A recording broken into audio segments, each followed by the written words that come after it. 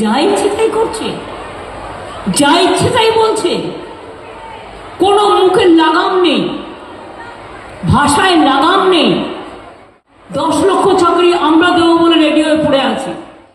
আগামী 1 তারিখ সপ্তম দফা অর্থাৎ শেষ দফার নির্বাচনে গোটা দেশের বিভিন্ন প্রান্তের পাশাপাশি বারাসাত লোকসভা কেন্দ্রের নির্বাচন।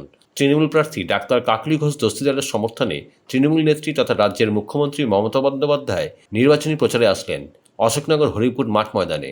মঞ্চে উঠে শুরু থেকেই কেন্দ্রের বিরুদ্ধে আক্রমণাত্মক ভূমিকায় দেখা যায় মমতা বন্দ্যোপাধ্যায়কে। রাজ্য সরকারের একাধিক প্রকল্প রাজ্যের মানুষের জন্য চালু রয়েছে, সেই বিষয়গুলি একে একে মঞ্চে দাঁড়িয়ে তুলে ধরেন মমতা বন্দ্যোপাধ্যায়। বিশেষ করে মহিলাদের লক্ষ্মীর ভাণ্ডার এবার থেকে মৃত্যুর আগে পর্যন্ত পাবেন, এমনটাই বলতে শোনা যায় মমতা বন্দ্যোপাধ্যায়কে। যারা সিপিএম করতো তারাই এতদিন বিজেপি করতো প্রোটেকশন পাওয়ার জন্য, আর যারা বিজেপি করে তারাই অর্ধেক এখন সিপিএম করে।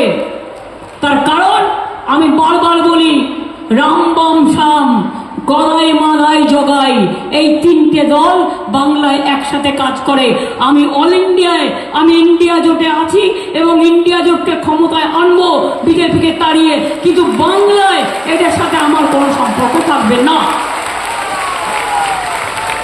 কারণ বাংলায় ওরা কখনো বিজেপিকে ভোটটা তুলে দেয়, কখনো নিজেদের ভোটটা আমি জানি না কি করে। ওদের ভোট দেবেন কেন? ওদের ভোট দিয়ে কি লাভ? খায় না মাথায় দেয়।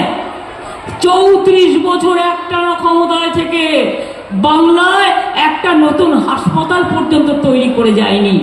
এই তো ক্যা নিয়ে আবার আসামে আন্দোলন শুরু হয়েছে, বাঙালিরা ভয়ে ভয়ে আছে এনআরসি নিয়ে আর ক্যা নিয়ে।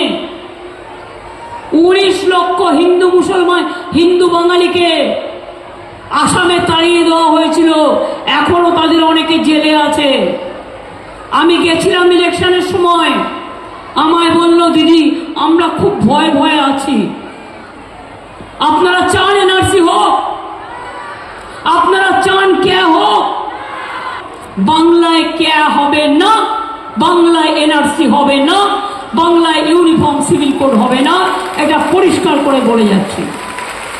মুসলিমরা নাকি এখানে জিতলে তপশিলীদের রিজার্ভেশন কেড়ে নেবে।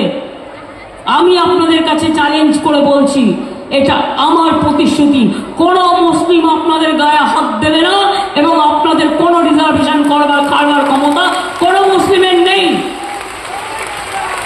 আমারও নেই। আমার যেমন মুসলিমদের অধিকার কারবার অধিকার নেই, মুসলিমদেরও আপনার অধিকার কারবার অধিকার নেই। এটা সংবিধান প্রদত্ত, এটা সংবিধান করা আছে, এটা